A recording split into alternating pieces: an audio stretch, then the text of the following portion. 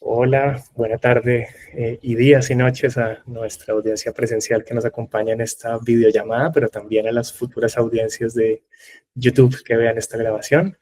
Nos complace tener una nueva conferencia del ciclo de Filosofía de la Mente y Cognición. Nuestro invitado del día de hoy es Juan Raúl Loaiza. Él es filósofo de la Universidad del Rosario.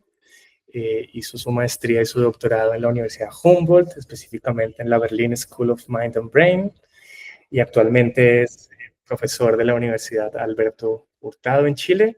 Es un gran especialista en filosofía de las emociones, como ustedes podrán notar en los siguientes minutos. Juan, bienvenido, nos alegra mucho que estés aquí. Tienes la palabra. Vale, muchísimas gracias David y José por la invitación, también por haber acomodado esta charla que habíamos programado antes y no habíamos podido hacer. De verdad estaba esperando con mucha ansia la oportunidad de poder participar de este ciclo. Y bueno, muchísimas gracias a todos y todas que nos acompañan hoy y que nos acompañarán a futuro en YouTube. Voy a comenzar entonces a compartir la pantalla y comenzamos la charla.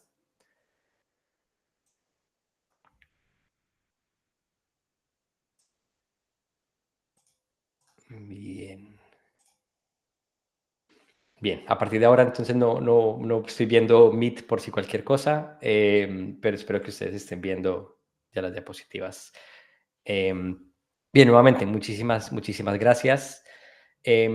La presentación que voy a hacer hoy es una presentación de algunas ideas que ya he presentado en otras ocasiones con algunos aspectos nuevos. Es todavía una presentación programática. Me interesa mucho que la conversación gire en torno a posibilidades, horizontes que se puedan abrir para hacer más investigación en estos temas, especialmente porque en este momento voy a comenzar un proyecto dedicado a estas preguntas, así que cualquier conversación que podamos tener en torno a cómo desarrollar todo este programa será bastante útil para mí. Eh, También es un proyecto que viene conectado con trabajo que he hecho antes, así que voy a hacer una presentación ordenada desde el trabajo que he hecho hasta ahora en el campo de la filosofía de las emociones, en el campo de la filosofía de la ciencia, de la psicología, de la neurociencia de las emociones. Hacia el final voy a empezar a plantear algunas preguntas en torno a cuestiones de filosofía política de la ciencia y ética de la ciencia. Bien. Comencemos entonces dibujando el panorama con el que vamos a trabajar. Me gustaría discutir en torno a la ciencia de las emociones, y la ciencia de las emociones es muy grande, ¿no? Constituye varias áreas. El día de hoy me voy a concentrar en dos específicamente. Me voy a concentrar en la psicología experimental de las emociones y en la neurociencia de las emociones. Más adelante veremos que van a aparecer otras disciplinas en juego, especialmente va a aparecer la lingüística y va a aparecer la antropología y las ciencias sociales, pero me interesa que nos situemos primero en el campo de la psicología experimental y la neurociencia y cómo estas disciplinas estudian el campo de las emociones. Pensemos en toda clase de estudios sobre cómo ocurren las emociones en seres humanos, qué tipo de objetos tienen, sobre qué sentimos emociones, qué las provoca, qué tipo de sensaciones se producen cuando tenemos una emoción y sus correlatos en nuestro cuerpo a nivel neuronal, a nivel fisiológico. Pensemos en el rol, por ejemplo, de la amígdala en la activación del temor. Pensemos en el rol que cumple nuestro ritmo cardíaco, todas las variables cardiovasculares, dérmicas, todo este tipo de estudios. Y la pregunta que quiero hacer es, primero que todo, ¿cómo se hace este tipo de estudio? ¿Con qué tipo de conceptos nos aproximamos a las emociones en ciencia? Cuando pensamos en esta pregunta y en la construcción de paradigmas experimentales para estudiar las emociones, podemos plantear primero la pregunta de qué conceptos están allí en juego. ¿Cómo es que conceptualizamos las emociones cuando estamos pensando en hacer un estudio en un resonador o cuando estamos midiendo todas esas variables cardiovasculares, electrodérmicas, etcétera? Y en una primera aproximación, podemos pensar que los científicos y científicas tienen una comprensión un poco intuitiva sobre qué son las emociones. Esta comprensión puede estar, digamos, descrita en términos de conceptos como alegría, ira, tristeza, disgusto o miedo. conceptos que desplegamos en nuestra vida diaria para entender nuestra vida emocional y constituyen en algún sentido un primer paso para formular preguntas sobre, bueno, ¿qué nos provoca alegría? ¿O qué sensación ocurre en la tristeza? ¿Qué tipo de mecanismos ocurren frente al miedo o la ira? Esto implica entonces que la ciencia de la emoción en una primera pasada despliega conceptos cotidianos de emoción, ¿no? Comenzamos con nuestra habla vernácula a propósito de nuestra vida emocional y sobre este vocabulario es que empezamos a plantear preguntas y consecuentemente empezamos a formular teorías, a diseñar paradigmas experimentales, etc. Esto parecería en principio inofensivo, pero la ciencia de la emoción y la literatura en filosofía de las emociones se ha dado cuenta de que hay muchos problemas atados a comenzar por los conceptos cotidianos. En esta presentación quiero convencerles de dos tesis, la primera más ligada a los debates tradicionales sobre esta cuestión y la segunda expandiendo un poco más sobre asuntos que están menos explorados en la literatura. La primera tesis que quiero defender es que los conceptos cotidianos de emoción son parte necesaria de la investigación científica, pero no constituyen conceptos teóricos ni científicamente fructíferos. Es decir, no podemos asumir que el habla vernácula de las emociones nos sirve para hacer teoría de las emociones directamente para propósitos de una psicología experimental y la neurociencia, pero de todas maneras los necesitamos. Y si esto es así, tenemos que pensar entonces cuál es la relación que existe entre los conceptos cotidianos y los conceptos científicos de emoción. Aquí entonces es donde juega especialmente la parte ontológica y epistemológica de la charla. Sin embargo, hacia la segunda parte de la charla, me gustaría explorar cómo aproximarnos a los conceptos cotidianos. Si asumimos que hay alguna relación que podemos describir sobre los conceptos cotidianos y científicos de emoción, van a aparecer algunos problemas que, a mi parecer, exigen consideraciones de corte epistemológico y especialmente político, porque el contexto cultural va a empezar a importar muchísimo y es importante entonces tener una epistemología y una filosofía política de la ciencia que sea sensible a la variación cultural sobre la habla vernácula de las emociones. Estas son entonces las dos tesis que me gustaría defender. Voy a comenzar, por supuesto, por la primera. Comencemos por reconocer que hay diferencias sustanciales entre nuestro vocabulario cotidiano sobre cualquier cosa y el vocabulario que se despliega cuando hacemos ciencia. Cuando estudiamos el vocabulario cotidiano, digamos, el lenguaje que desplegamos en el día a día, esto involucra conceptos o involucra categorías que ocurren naturalmente en intercambios entre hablantes. Es decir, el lenguaje natural no necesariamente se estipula, no estipulamos definiciones para poder hablar, simplemente son lenguajes que ocurren naturalmente en nuestros intercambios sociales y rara vez tenemos reglas de uso bien definidas y estandarizadas. Cualquiera que haya pasado, digamos, por algo de filosofía del lenguaje, especialmente si alguien tiene algún tipo de regambre wittgensteiniana en el medio, va a reconocer que formular reglas con condiciones necesarias y suficientes para el uso de términos cotidianos es complejo y filosóficamente tenemos buenas razones para pensar que un modelo tan estricto del lenguaje no captura la riqueza de nuestro vocabulario cotidiano. Sin embargo, cuando hacemos ciencia, los vocabularios funcionan de manera un poco diferente. Primero porque el vocabulario científico se postula con fines epistémicos particulares. Las teorías científicas están interesadas en hacer predicciones, en hacer explicaciones, sea lo que esto signifique. En ciencia permitimos con mayor facilidad definiciones estipulativas, podemos formular términos teóricos con definiciones muy concretas, con reglas de uso muy particulares. Tenemos mecanismos institucionales para pactar usos estandarizados de los términos y en ese sentido entonces nuestro vocabulario científico tiene diferencias muy fundamentales con el vocabulario cotidiano. Y esto ya nos sugiere entonces que una ciencia de la emoción que parta por el vocabulario cotidiano va a enfrentar estas dificultades, estas tensiones que hay al intentar convertir el vocabulario cotidiano en un vocabulario científico. Esta tensión ya aparece en la filosofía de las emociones desde hace varios años. Si bien mucha de la investigación científica sobre las emociones usa conceptos cotidianos, hay buenas razones para pensar que esto es difícil. Por un lado, Paul Griffiths en el 97, en su libro What Emotions Really Are, sostiene que la comprensión cotidiana de las emociones realmente refiere a tres tipos de fenómenos radicalmente diferentes.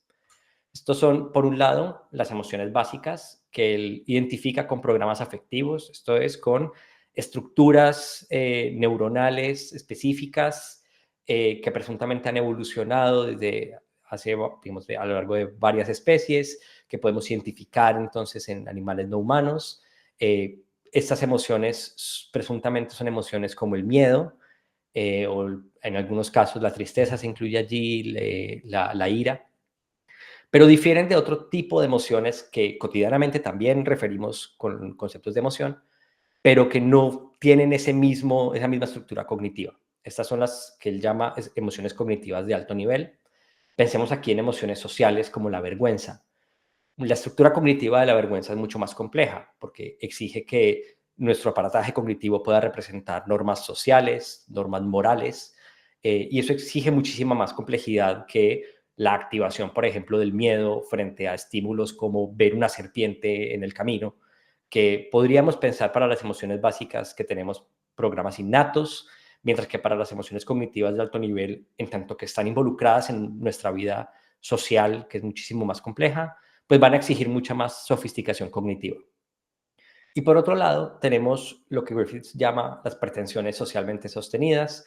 Estas son emociones que en la literatura a veces se describen como socialmente construidas.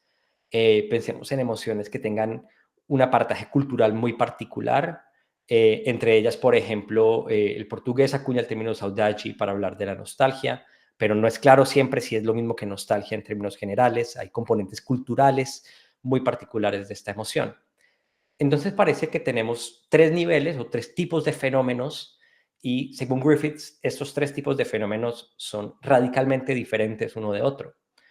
Eso significa que cuando hablamos de las emociones en nuestra habla cotidiana, estamos refiriendo a tres categorías que científicamente no merecerían estar en la misma categoría. Esto ya entonces nos muestra una tensión grande que hay cuando desplegamos vocabulario cotidiano para el uso de la ciencia. El vocabulario cotidiano nos da a entender que hay una homogeneidad en nuestra vida emocional que científicamente parece que no hay razones para sostener. Por otro lado, en investigaciones ya en neurociencia y psicología experimental, Lisa Feldman Barrett ha puesto un caso muy fuerte para mostrar que cuando asumimos conceptos cotidianos de emoción en el campo de la neurociencia específicamente, no encontramos correspondencias con patrones neuronales o fisiológicos. Es decir, cuando formulamos preguntas como ¿cuál es el correlato neuronal del miedo?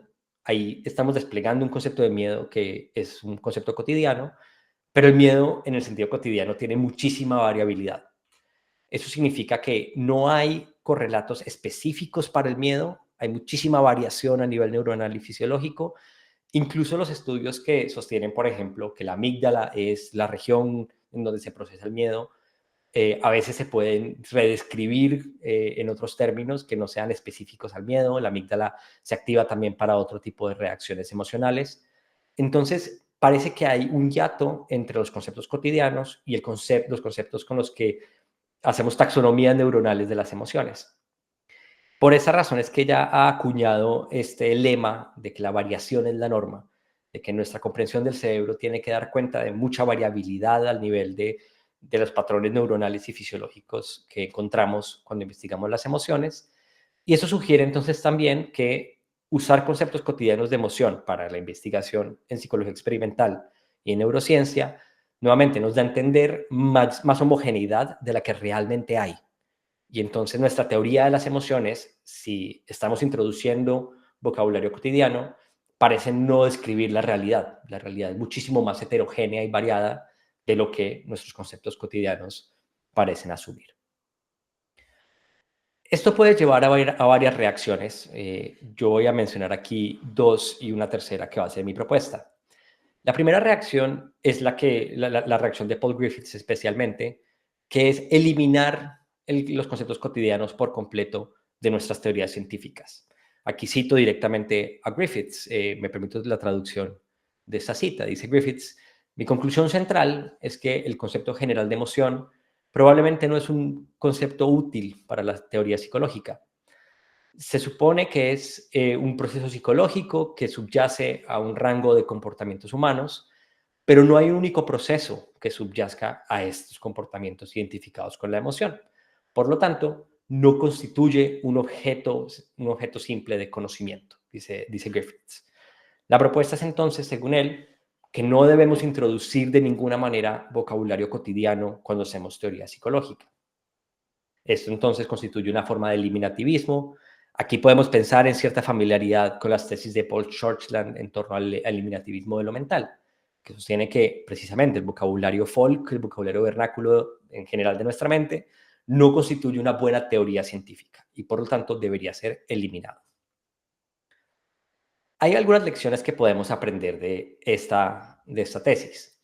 La primera es que los conceptos cotidianos de emoción efectivamente no permiten una traducción directa al vocabulario científico. Nuevamente, hay tensiones grandes entre el vocabulario científico y el vocabulario cotidiano. Y lo segundo es que cualquier vocabulario científico de las emociones tiene que dar cuenta de una variabilidad que quizás los conceptos cotidianos no están preparados para dar cuenta de ello. Esto en mi trabajo anterior, digamos, se ha centrado especialmente en esta segunda cuestión, en cómo dar cuenta de la variabilidad de las emociones.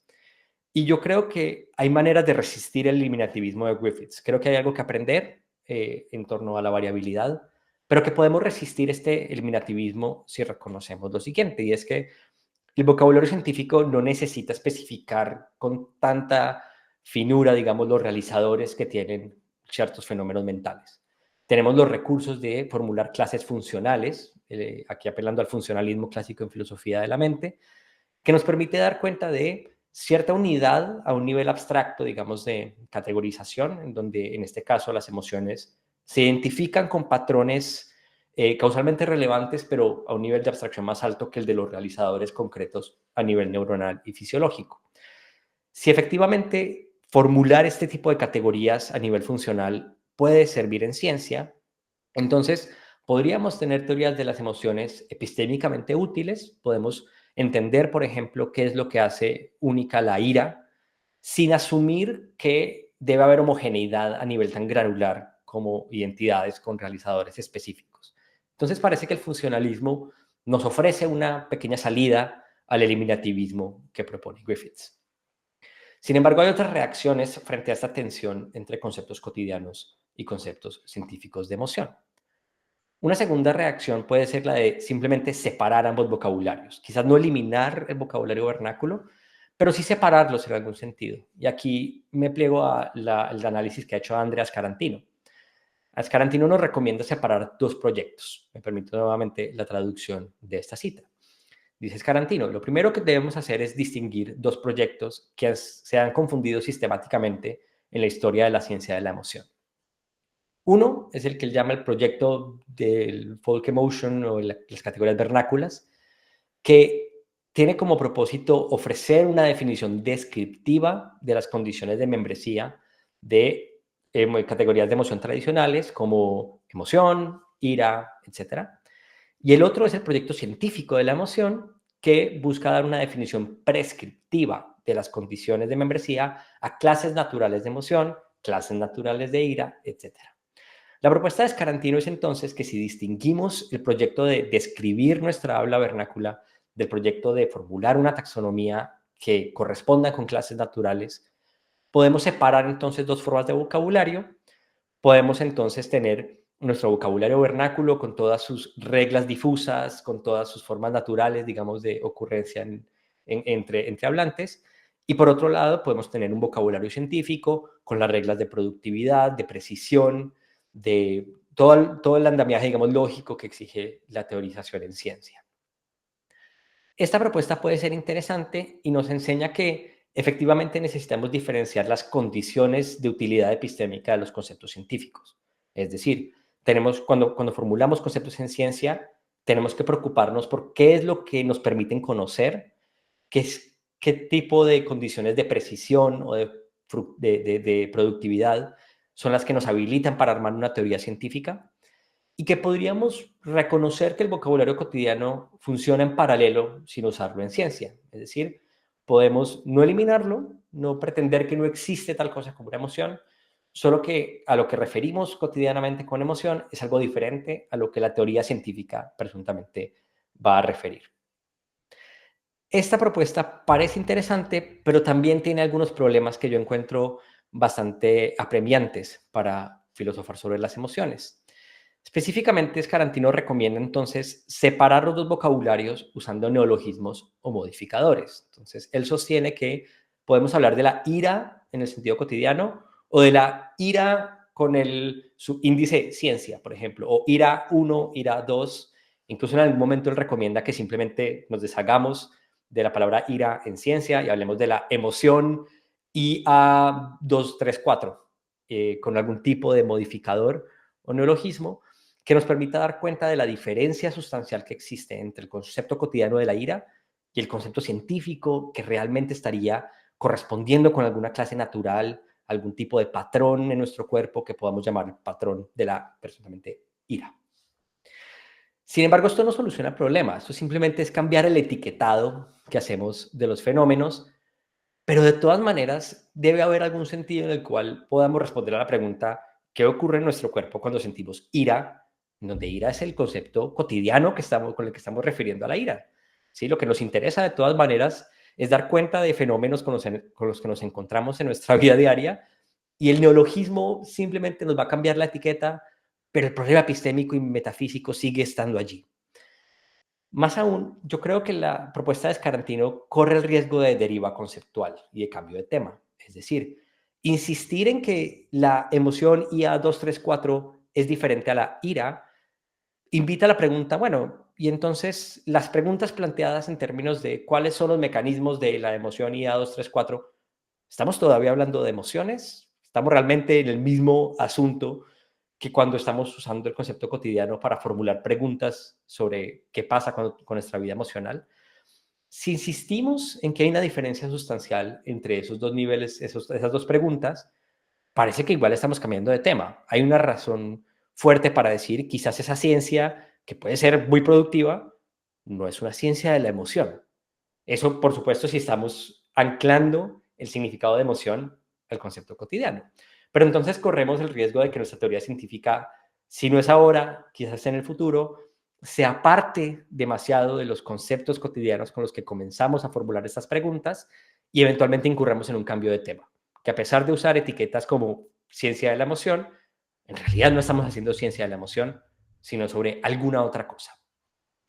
Entonces, ¿cómo podemos entender la relación que hay entre conceptos cotidianos y conceptos científicos de emoción sin caer en el eliminativismo o una separación exagerada de estos dos conceptos? Mi propuesta, voy a llamarle una propuesta de anclaje y parte por reconocer que no todos los elementos de un conjunto tienen que ser ''iguales''. Consideremos entonces la figura que está allí en pantalla. Esta figura comprende dos categorías de emoción, que voy a llamar aquí E y E'. E es la categoría, digamos, vernácula que usamos en el día a día para referir una emoción. Piénsese la ira, la tristeza, la alegría, como describimos en este momento, por ejemplo, que estamos muy felices. Esa categoría puede incluir parcial o totalmente algunas clases naturales, algunos patrones específicos en nuestro cuerpo. Nuevamente pensemos en patrones neuronales o patrones fisiológicos. Puede ser que haya una variabilidad ahí, ¿no? Es lo que nos ha mostrado la evidencia empírica si volvemos a las objeciones de Lisa Feldman Barrett. Pero entonces, ¿qué podemos hacer para formular un concepto científico de emoción? Podemos reconocer que esas clases naturales, algunas van a estar claramente dentro de los fenómenos que ese concepto vernáculo captura y otros van a estar claramente por fuera. Aquí entonces comencemos a llamar la atención sobre las clases, presuntamente clases naturales, K1, K2 y K6. K1 y K2 claramente hacen parte de los fenómenos que están cubiertos bajo la categoría vernácula E. ¿Sí? Siendo por ejemplo la ira en sentido cotidiano, incluye los fenómenos producidos por los mecanismos K1 y K2, sin ningún lío, y claramente excluye aquellos producidos por el mecanismo K6. Estos casos no son controversiales. Lo interesante está en los casos límite K3 a K5. La gráfica está construida a propósito para mostrar que, por ejemplo, en el caso de K3, Si bien no todos los elementos de K3 hacen parte de la categoría cotidiana E, igual la mayoría sí hacen parte. Mientras que si miramos K5, pocos elementos de K5 hacen parte de E, la mayoría no hacen parte, aunque hay alguna intersección allí. Y K4 podemos pensar que está mitad y mitad. Eso nos sugiere que podríamos formular un concepto científico de emoción E', que es la línea punteada que ven allí, en donde podemos decidir, por ejemplo, que vamos a incluir todos los elementos de K3 y de presuntamente K4, dependiendo de nuestros criterios de explicitación. Aquí hago énfasis en la explicitación al estilo Carnap, ¿sí? Podemos mostrar que hay una relación entre E' y E porque comparten la mayoría de los miembros de su extensión, pero hay algunos que no, pero no es tan grave, ¿sí? Hay una especie de anclaje entre E' y E, tal que los miembros de E' de todas maneras refieren a más o menos ese concepto vernáculo que teníamos para formular la pregunta inicial. Con K5 podemos decir, si bien algunos elementos se comparten, no vamos a contar esa clase como parte de nuestro concepto científico de emoción. Entonces podemos pensar en una especie de taxonomía que, primero que todo, ancle los conceptos científicos en los conceptos cotidianos, si garantizamos que miembros claros de la extensión y de la antiextensión están allí cubiertos, pero que permita la variación para mantener los criterios lógicos que exige una teoría científica, que si es productivo científicamente incluir K3 y K4 dentro de la extensión de nuestro concepto científico, lo podamos hacer. Y entonces allí tenemos lo mejor de los dos mundos. Tenemos un anclaje en nuestro concepto cotidiano y garantizamos que no hay deriva conceptual sustancial, pero ofrecemos cierta flexibilidad a la ciencia para moverse a su ritmo, para implementar las condiciones que la teorización científica exige. Esto nos permitiría entonces resolver un poco esa tensión que hay entre vocabularios cotidianos y vocabularios científicos de la emoción. Eso entonces tiene la virtud de darnos una relación entre ambos vocabularios que no es una relación de identidad. No estamos diciendo que los conceptos cotidianos inmediatamente sean idénticos a los conceptos científicos, liberándonos entonces de varias de las objeciones que ha hecho, por ejemplo, Griffiths. Nos permite también dar cierta flexibilidad. Sin embargo, eso todavía enfrenta algunos desafíos. Uno de los desafíos que varios pueden estar pensando es, bueno, estos criterios para decidir casos límite como K4, ¿cómo se deciden?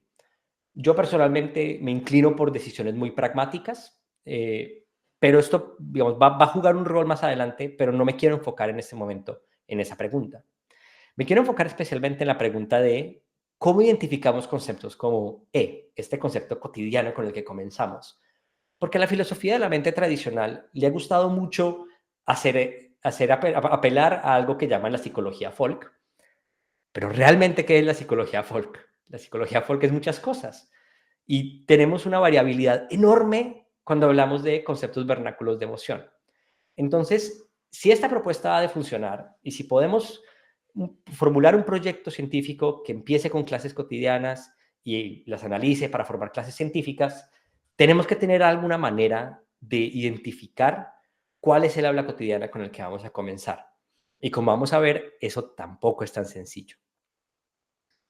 Con eso entonces, esta sería la primera parte del argumento. Los conceptos cotidianos de emoción efectivamente serían parte necesaria de la investigación científica, de lo contrario estaríamos incurriendo en algún cambio de tema, pero no constituyen conceptos teóricos de sí mismos. Entonces, estos conceptos cotidianos podemos reconocer que no se corresponden con clases naturales, no constituyen conceptos homogéneos como los que necesita la ciencia, pero no podemos eliminarlos del vocabulario científico ni usarlos directamente. Debemos entonces pensar en cuáles son las condiciones de anclaje y de explicitación para estos conceptos, tal que podamos de alguna manera amasarlos para construir teorías científicas. Esto nuevamente, todo este proyecto, si suena algo plausible, asume que tenemos mecanismos de identificación de este vocabulario cotidiano. En la segunda parte, entonces, quiero discutir un poco esta presuposición. ¿Cómo podemos identificar ese vocabulario cotidiano? Aquí es donde creo necesitamos ser muy sensibles al contexto cultural. Veamos entonces por qué. Hay una variación cultural enorme cuando estudiamos los conceptos cotidianos de emoción. Una primera manera de verlo es atendiendo, por ejemplo, a la antropología de las emociones. La antropología de las emociones ha estudiado muchísimas variaciones. La más famosa, o una de las obras más famosas quizás, es la de Catherine Lutz, en su libro Unnatural Emotions. Lutz presenta una etnografía con comunidades Ifaluk en Micronesia y ella estudia varias emociones que parecen similares a las emociones que podríamos encontrar, en este caso, en el inglés. Ella estudia, por ejemplo, la song, que sería una forma de ira, pero es una forma de ira que debe estar justificada, así que no es exactamente la ira en el sentido cotidiano que encontramos en el inglés, pero tiene su parecido. O fago, que es una forma de amor, compasión, hay una mezcla allí particular. De nuevo, son emociones cuya identificación exige mucho detalle cultural sobre las prácticas, en este caso, de las comunidades Ifaluk. Y ella hace mucho énfasis en que no hay una correspondencia léxica directa entre los conceptos de emoción, perdón allí por el gazapo, entre conceptos de emoción cotidianos, particularmente en el inglés, con estos conceptos Ifaluk. Si bien hay una manera, digamos, de aproximarse a ellos, ya insisten que no hay una traducción uno a uno que permita hacer correspondencias entre song e ira o fago, compasión, amor. Esto sugiere ya entonces que, si bien podemos hablar del vocabulario cotidiano de las emociones en términos de ira, quizás hay otras maneras de entenderlo y esto sugiere ya preguntas sobre qué vocabulario asumir. Esta pregunta, en este caso de Catherine Lutz, ella la estudia, digamos, a partir de herramientas de la antropología, pero aquí es donde la lingüística especialmente ha sido muy informativa sobre las diferencias léxicas que hay entre distintos vocabularios de emoción. Y aquí quiero hacer mención especial al trabajo de Anna Wierzbicka. Wierzbicka estudia mucho distintos vocabularios de emoción, cómo distintos lenguajes categorizan las emociones, y es especialmente crítica sobre el uso que ha hecho la ciencia de la emoción con los conceptos del inglés. Para ella, la ciencia tradicional de la emoción, ella está pensando específicamente en la teoría de las emociones básicas, ha asumido que las categorías del inglés han de ser los estándares universales para hacer una taxonomía de la emoción, y esta es una presuposición que ella encuentra tanto epistémica como políticamente problemática. Especialmente porque ella hace mucho énfasis en que hay taxonomías vernáculas que no se corresponden con el inglés, así como nos mostraba Catherine Lutz. Entre los muchos ejemplos que ella muestra, me gustaría presentar uno.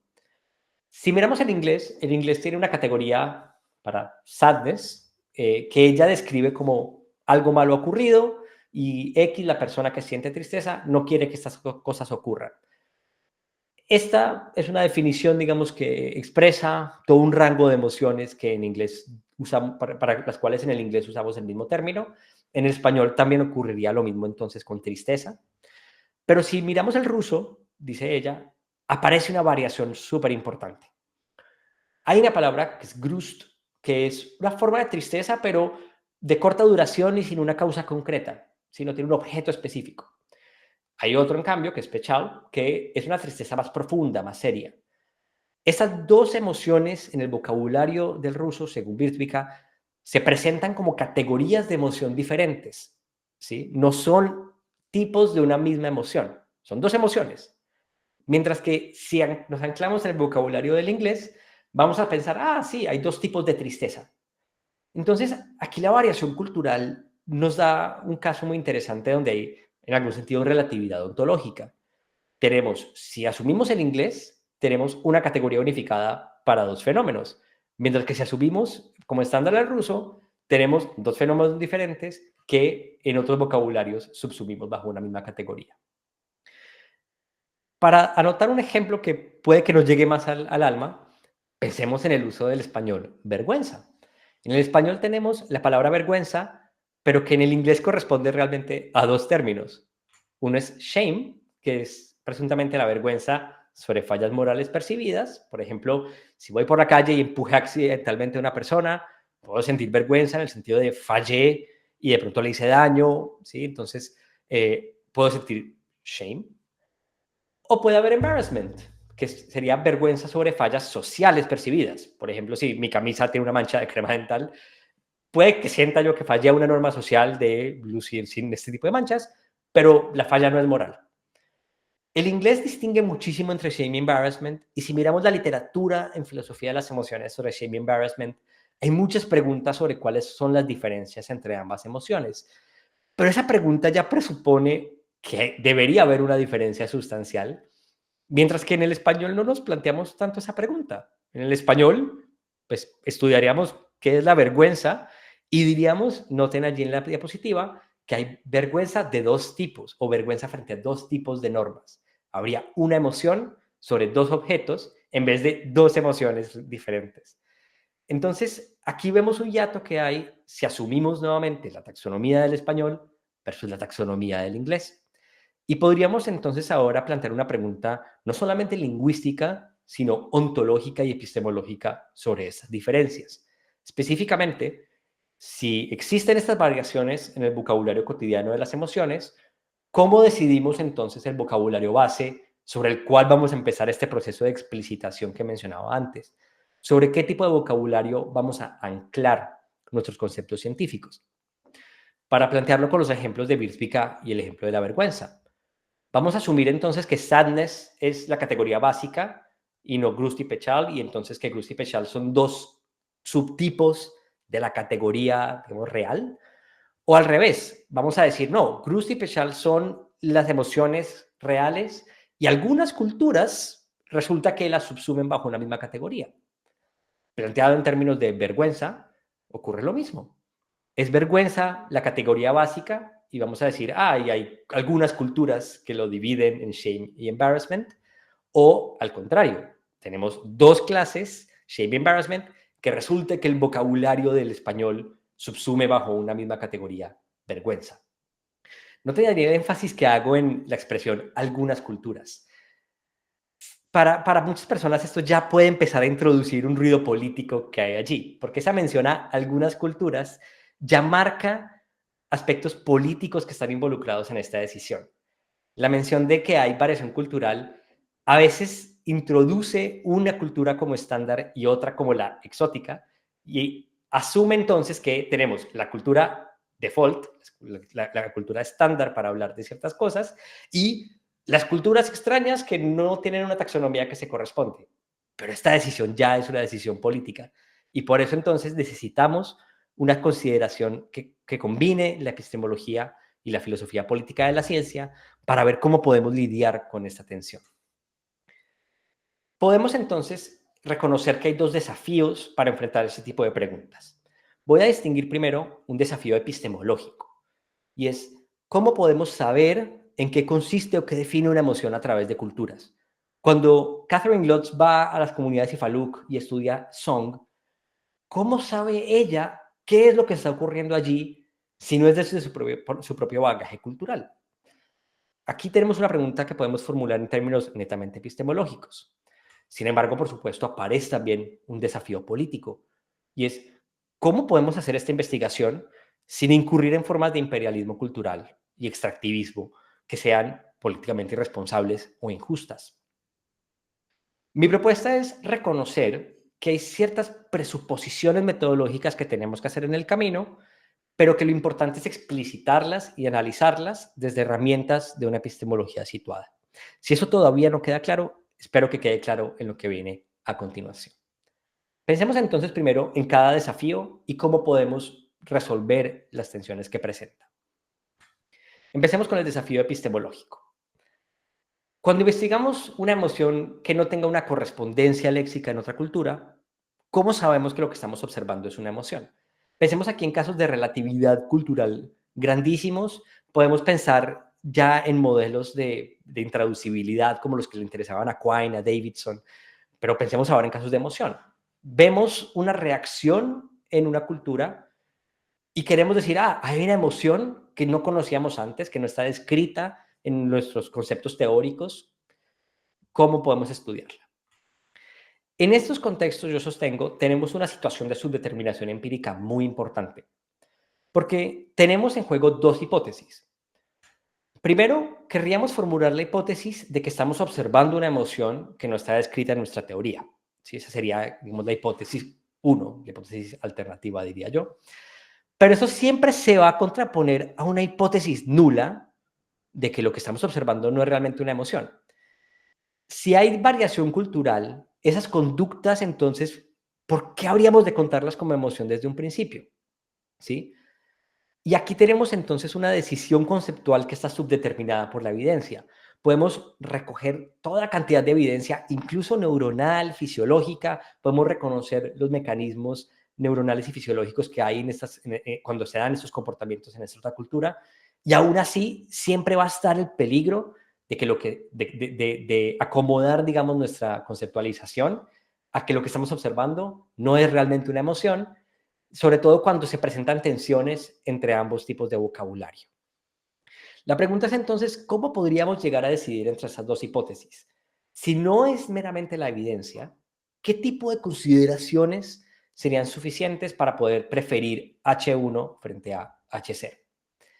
Nuevamente ahorita hice mención de Davidson y Quine, y es que este es un problema muy similar a los que ellos estudiaban sobre la traducción radical. Y aquí creo que atender a ese debate nos puede dar luces sobre cómo enfrentar ese tipo de variación cultural. Y aquí quiero citar directamente a Quine, porque creo que Quine tenía clara un mecanismo de solución o un comienzo de solución para este tipo de problemas. Dice Quine, la máxima implícita que guía la escogencia de conejo como gabagai, recordemos que el caso es, llegamos a una cultura y esas personas cuando ven un conejo señalan y dicen gabagai, y entonces estamos tentados a traducir conejo como gabagai. La pregunta que se hace Quine es, ¿realmente eso traduce conejo? Porque podría haber muchas otras categorías ontológicas con las que podemos traducir esta palabra o este fenómeno. Entonces dice Quine, lo que está implícito cuando traducimos gabagai como conejo y otro tipo de decisiones de traducción similares para palabras nativas, dice es que un objeto perdurante y relativamente homogéneo, moviéndose como un todo frente a un trasfondo de contraste, es una referencia probable para una expresión corta. Lo que está diciendo el IG es, creemos que nuestra manera de cortar el mundo, nuestra ontología, es probable que se mantenga a través de barreras culturales. Si el holalingüista fuese a ser consciente de esta máxima, quizás la celebraría como uno de los universales lingüísticos o rasgos de todos los lenguajes y no tendría problema en mostrar su plausibilidad psicológica. Es decir, siempre está la alternativa de, muy bien, como asumo que la ontología se va a mantener a través de barreras culturales, corro el peligro de reificar esa ontología y decir, vaya, parece que todo el mundo piensa como yo y tenemos una ontología universal. He descubierto la ontología universal que se presenta en distintos lenguajes. Pero nos advierte Quine, esto sería incorrecto. Esta máxima es una imposición de la lingüista hacia dirimir lo que es objetivamente indeterminado. El punto de Quine aquí es, no podemos pensar que porque debemos asumir una máxima que habilite la traducción, una máxima de similitud ontológica en este caso, no podemos asumir que la hemos descubierto, no podemos asumir que es un hecho empírico, que todo el mundo tiene la misma ontología que nosotros. Más bien es, acepte que para poder siquiera plantear preguntas sobre la traducción, ya usted está presuponiendo una ontología. Tiene que imponerla para poder comenzar la investigación desde un principio. Y lo importante allí está en el reconocimiento de esa imposición. Es una imposición que se presenta como metodológicamente necesaria para siquiera plantear la pregunta de qué es gabagai, qué es conejo. Aplicando entonces esta lección quineana al caso de las emociones, podemos concluir que debemos asumir una máxima de similitud entre nuestros conceptos de emoción y los fenómenos observados. Para yo poder hacer preguntas sobre variaciones culturales de emociones, ya tengo que presuponer qué es lo que voy a llamar emoción para ir a investigarlo en otra cultura. Entonces tengo que tener una máxima de similitud impuesta para poder formular la misma investigación. Eso quiere decir entonces que las hipótesis de variación cultural de las emociones efectivamente no se deciden únicamente por la evidencia, sino que se definen por otro tipo de presuposiciones que Helen Longino, por ejemplo, ha categorizado como presuposiciones de trasfondo. Lo importante es que solo podemos habilitar la investigación empírica si asumimos en el trasfondo una similitud entre nuestras vidas emocionales. Si imponemos ya un criterio de identificación de qué es lo que vamos a llamar emoción a través de culturas. La lección es entonces que no es posible una ciencia intercultural de las emociones sin presumir la similitud emocional en el trasfondo. Esto presuntamente podría llevarnos a reconocer ciertas formas para plantear, digamos, hipótesis sobre la variación cultural de las emociones. Decimos, muy bien, tenemos que asumir la similitud, es un requisito metodológico de nuestra teoría, así que la variación cultural, digamos que solamente se puede observar una vez ya asumimos un vocabulario. Ok, pero esto parece entonces entrar en tensión con otro principio, y es que si hacemos esto así de manera muy sencilla, podemos incurrir en formas de imperialismo cultural, y aquí es donde el desafío político se enfrenta con el desafío epistemológico se enfrenta con el desafío político. ¿A qué llamo imperialismo cultural? Aquí voy a plegarme de la definición que da Iris Marion Young, que es la universalización de la experiencia y la cultura de un grupo dominante y su establecimiento como la norma. Noten que esto parece justamente lo que Quine nos recomendaba hacer. Quine nos recomendaba asumir como universal el trasfondo, digamos, que estamos aplicando, y dado nuestro contexto geográfico, institucional, social, con el que producimos ciencia, vamos a universalizar injustamente la experiencia y la cultura del grupo dominante, establecerlo como la norma y comenzar la investigación a partir de allí. Entonces, ¿cómo podríamos congeniar la presuposición metodológica de similitud que Quine nos recomienda con la responsabilidad política de no incurrir en imperialismo? ¿Cómo puede haber entonces una ciencia de la emoción que sea culturalmente sensible y viable, que asuma estas similitudes en la vida emocional de las personas, pero que a la vez no reifique la posición, digamos, dominante, en este caso, por ejemplo, de los conceptos del inglés, para poder entender la variación, la variedad de emociones que tenemos? Aquí, haciendo caso del análisis que hace Iris Marion Young, podemos avanzar un poco diciendo, bueno, el problema epistemológico del imperialismo, y el problema político también, no está necesariamente en el hecho de asumir la máxima y ya. El problema precisamente está en lo que Quine nos advertía, en confundirla con un hallazgo empírico. Iris Marion Young nos advierte de esto, nos dice ella directamente. El imperialismo cultural involucra una paradoja de experimentarse o experienciarse como invisible a la vez que uno está siendo marcado como diferente. Esta invisibilidad ocurre cuando los grupos dominantes fallan en reconocer la perspectiva incorporada en sus expresiones culturales como una perspectiva. Y acá es donde está la clave. No es que no debamos asumir algo. Creo que Quine tenía razón en que algo tenemos que asumir, y si resulta que tenemos que asumir algún trasfondo que resulta ser el del grupo dominante, puede que metodológicamente tengamos que hacerlo. Pero lo importante es que tenemos que reconocerlo como una perspectiva entre muchas otras. Tenemos que reconocer la situación específica desde la que ocurren nuestras presuposiciones de trasfondo, nuevamente haciendo eco de Helen Longino, para poder explicitar y hacer, digamos, un examen crítico de esa perspectiva. Entonces, la propuesta es que explicitemos las máximas epistemológicas que están en juego, como la máxima de similitud que mencionaba antes, con algún criterio público de objetividad que sea culturalmente situado. Quiero explicar entonces esta propuesta cómo luce. Lo primero que quiero mencionar es que necesitamos un análisis de la objetividad que sea sensible a la estructura social y política de la ciencia. Lo que necesitamos por objetividad es mecanismos para dirimir cuándo estamos haciendo la investigación correctamente, digamos, que sean garantizar la no arbitrariedad de los hallazgos científicos, pero sin imponer injustamente cierta estructura social o ciertas máximas, digamos, dentro del espectro de la investigación científica.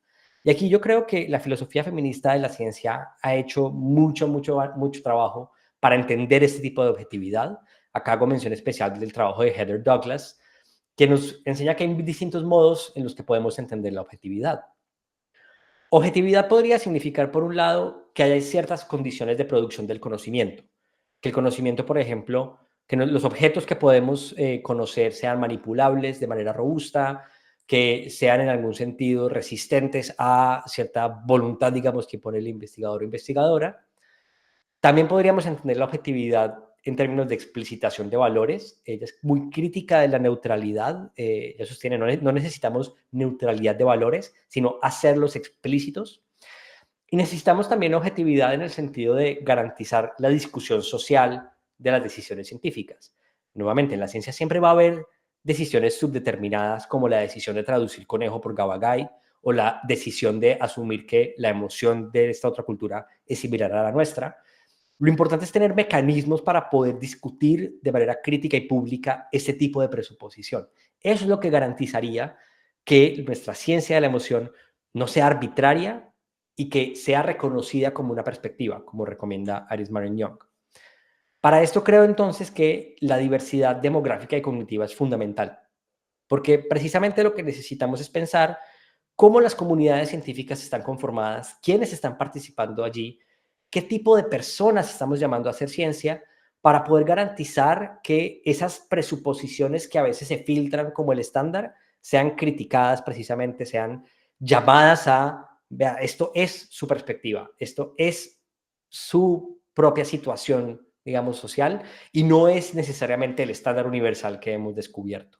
Por eso creo que los enfoques de epistemología situada, nuevamente haciendo eco de la filosofía feminista de la ciencia, Heather Douglas y Sandra Harding, han hecho mucho trabajo en explicitar esos conceptos de objetividad.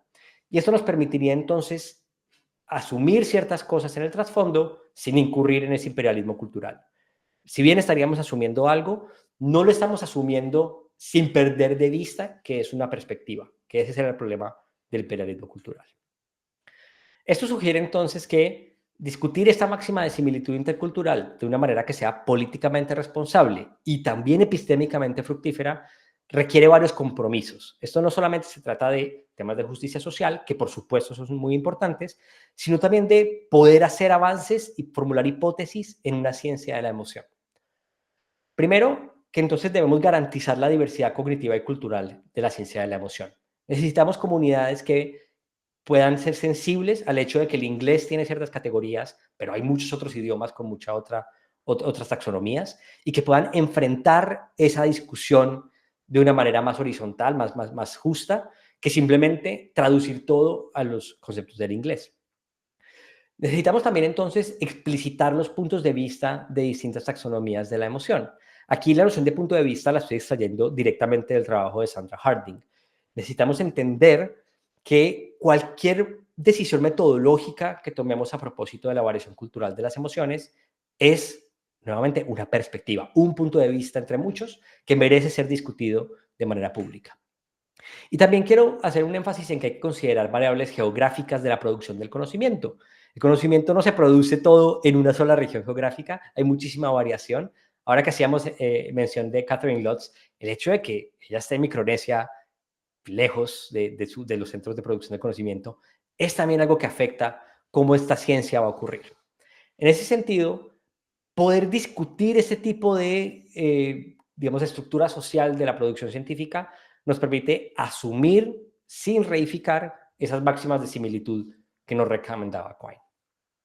Con eso entonces espero haber dado algún tipo de espectro de cómo podemos hacer una ontología, una epistemología y una política de la ciencia de la emoción. Voy entonces a resumir un poco mi propuesta para que pasemos entonces a la parte de discusión. Primero entonces estaba sosteniendo que la ciencia de la emoción debe estar anclada en conceptos cotidianos de emoción. No podemos hacer una ciencia de la emoción que se aleje demasiado de los conceptos cotidianos de emoción para evitar problemas de cambio de tema. Sin embargo, es central considerar la variación cultural que tiene ese vocabulario cotidiano. El vocabulario cotidiano de emoción no es homogéneo a través de culturas y entonces cualquier intento de anclar en los conceptos científicos de emoción sobre los conceptos cotidianos tiene que reconocer la variación cultural. Para eso necesitamos entonces asumir una máxima de similitud que se impone metodológicamente para cualquier investigación intercultural que vayamos a hacer, pero esa máxima de similitud no se puede asumir sin más. Tiene que venir acompañada de un ejercicio políticamente responsable que formule criterios de objetividad sensibles a las estructuras sociales con las que se produce el conocimiento científico. De lo contrario, estaríamos produciendo una ciencia que incurre en imperialismo cultural. Espero entonces que haya quedado más o menos clara la propuesta. Nuevamente esto todavía merece mucho más trabajo y me gustaría escucharles sobre qué ideas tienen para continuar. Muchísimas gracias y quedo muy atento entonces a sus comentarios y preguntas. Maravilloso, Juan.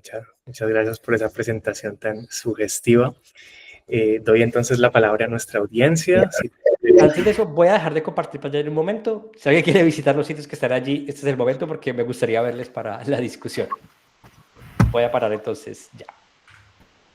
Bien, Muy bien. Les pido a todos que por favor mantengan sus micrófonos desactivados y que solo lo active la persona que vaya a participar. Dicho eso, le doy la palabra a Isabela Velasco. Adelante, Isabela. Hola, buenas tardes. Sí, yo tengo una pregunta respecto a la variación cultural y básicamente sería cómo determinamos esa, o sea, cómo determinamos la cultura, dónde inicia y dónde termina otra cultura para poder hacer ese estudio de esa variación cultural y qué pasa con los casos, digamos, de palabras que digamos que se han vuelto, por decirlo de cierta manera, globales gracias al Internet, etcétera. Ahora que mencionabas la vergüenza, recordaba esta palabra cringe y entonces, pues sí, me surgió esa pregunta. bien, muchísimas gracias Isabela por la pregunta, muy buena pregunta. Voy a comenzar con el cringe y luego voy a hablar del concepto de cultura. Con cringe ocurren cosas muy particulares precisamente porque hay discusión sobre si es traducible o no. El español presuntamente tiene una palabra para esto, que es grima, pero es curiosa también esa palabra porque asumo que muchos y muchas de ustedes nunca han escuchado la palabra grima, o quizás la han escuchado, pero muy poco, no es una palabra que usemos con frecuencia. Y esto ya sugiere precisamente que incluso dentro de un idioma hay muchísima variación sobre cómo hablamos de las emociones y cuáles son las categorías que vamos a asumir. Entonces, claro, la variación lingüística es un proxy de variación cultural, pero no necesitamos incluso la variación lingüística necesariamente. Dentro del mismo lenguaje ya hay suficiente variación. ¿Qué hacer con esos casos? Normalmente nos enfrentamos a un caso de traducción que debemos aproximarnos a él, creo yo, como cualquier otro caso de diferencia cultural más radical. Hay que asumir principios para poder entender qué es cringe, ¿no? Santiago pregunta que no sabe qué significa el cringe. ¿El cringe o la grima? ¿Cualquiera de las dos? Eh, Hay dos versiones, una más social que la otra.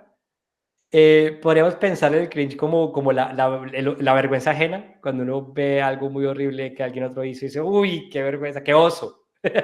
Ese tipo de expresión captura una emoción como de vergüenza, pero hacia otra persona, o sea, otra cosa que está ocurriendo que no necesariamente tiene que ver conmigo, más o menos sería algo así.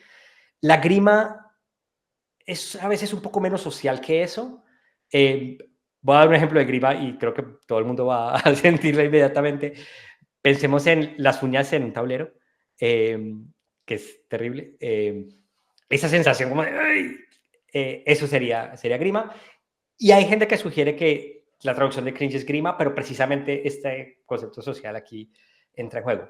Pero precisamente noten que podemos tener la discusión sobre estas variaciones sociales. Es decir, pese a las dificultades de traducción, igual hay cosas que podemos decir porque asumimos que nuestro el vocabulario es suficientemente capaz de describir las diferencias que hay, ¿sí? Esto ya supone entonces que compartimos en algún sentido un trasfondo sobre el cual podemos hacer la descripción de cringe es esto, grima es esto, ¿sí? Tenemos que, ahí precisamente está en juego esa máxima de similitud de la que estaba hablando.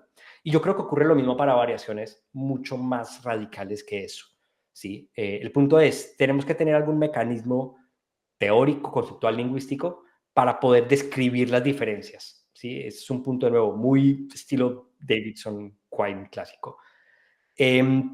Sobre cultura, ese es un problema ya de suyo que es gigante, ¿no? ¿Cuál es la definición de cultura? No tengo una definición precisa en este momento, lamentablemente. Acá, digamos, en la literatura sobre las emociones se asume un concepto de cultura que creo que es bastante, voy a decir, torpe, porque no creo que sea el concepto, por ejemplo, que está en juego en las discusiones en antropología sobre qué es la cultura. Creo que la investigación se puede nutrir mucho de esas discusiones, pero estoy usando aquí un concepto muy intuitivo de cultura, acompañado, digamos, de la literatura en emociones. Creo que deberíamos hacer más caso a un concepto más refinado de cultura, pero en este momento no tengo mucho más que decir sobre cómo precisar ese concepto. Vale, gracias. Muy bien, le doy ahora la palabra a José Víctor Ahumada. Sí, buenas tardes, muy buena la presentación. Eh, no, la duda, ¿no? Es un poco respecto a la variabilidad, ¿no? De las emociones, tal cual va y otros sostienen, que la anclan mucho en la predicción, ¿no? En que ese cambio que se produjo de algún modo en la ciencia de la emoción, considerar que la interocepción es predictiva y que por lo tanto va a ser muy sensible a los contextos o a la información de algún modo previa, ¿no? Me parece que la respuesta, una respuesta alternativa a esa a considerar, es la de Cowen y Keller, ¿no? Este último trabajo que hicieron en recopilar 34 categorías de emociones, creo que 16 de sentimiento, y ver que si los experimentos no se hacen sobre caritas, como ha sido tradicionalmente, y se hace sobre videos, diríamos, las experiencias emocionales de algún modo son combinadas. O sea que la variabilidad puede deberse a una combinación de categorías emocionales para describir una experiencia emocional concreta, ¿no? Es decir, lo que más o menos epistemológicamente puedo inferir de esto es que la Big Data de algún modo está cambiando la ciencia de la emoción, uno con el trabajo de Kellner y otro con el trabajo de Jackson, que hizo la codificación y trabajó sobre 2.600 lenguajes, viendo cómo cada término emocional está codificado con otras expresiones emocionales, ¿no? Y donde de algún modo ahí se puede ver cierta variación cultural, pero cierta universalidad en los significados asociados a cada categoría emocional, ¿no?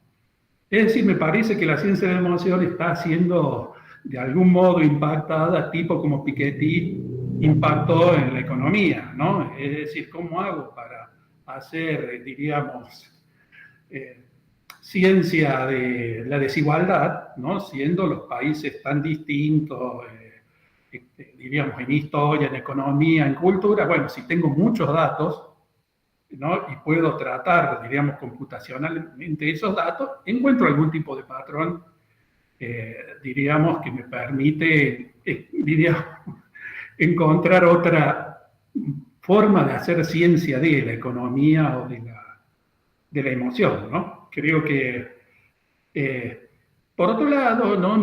También me sugiere tu presentación y esta preocupación por la variabilidad y la posibilidad de, digamos, de cierto eliminativismo, el trabajo de Pessoa, porque no solamente es un problema con la emoción, también ocurre con la percepción y demás, que sería, ¿qué sucede si con la posibilidad ahora de tener sistemas que registran la actividad neuronal, que puedo tener una cámara así, digamos, permitiendo que el ratón o un humano se mueva en determinados lugares e ir registrando, ¿no? Tal vez aparezcan correlaciones que me obligan a usar otro lenguaje u otro tipo de categorización, ¿no?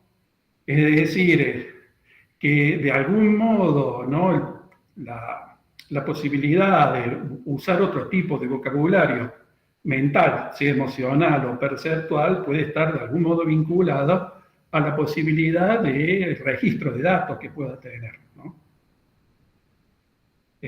Digamos, va a depender un poco de eso, y no necesariamente con estos datos pasarnos, con los datos, digamos, con la pequeña cantidad de datos que se han manejado hasta el momento, tal vez no tiene ningún sentido hacer un cambio de lenguaje, ¿no? Bien, muchas gracias, José Víctor. A ver, hay mucho que decir, intentaré ser bien concreto, porque es que estás poniendo sobre la mesa varias tesis que son muy interesantes. A ver, partamos por lo siguiente.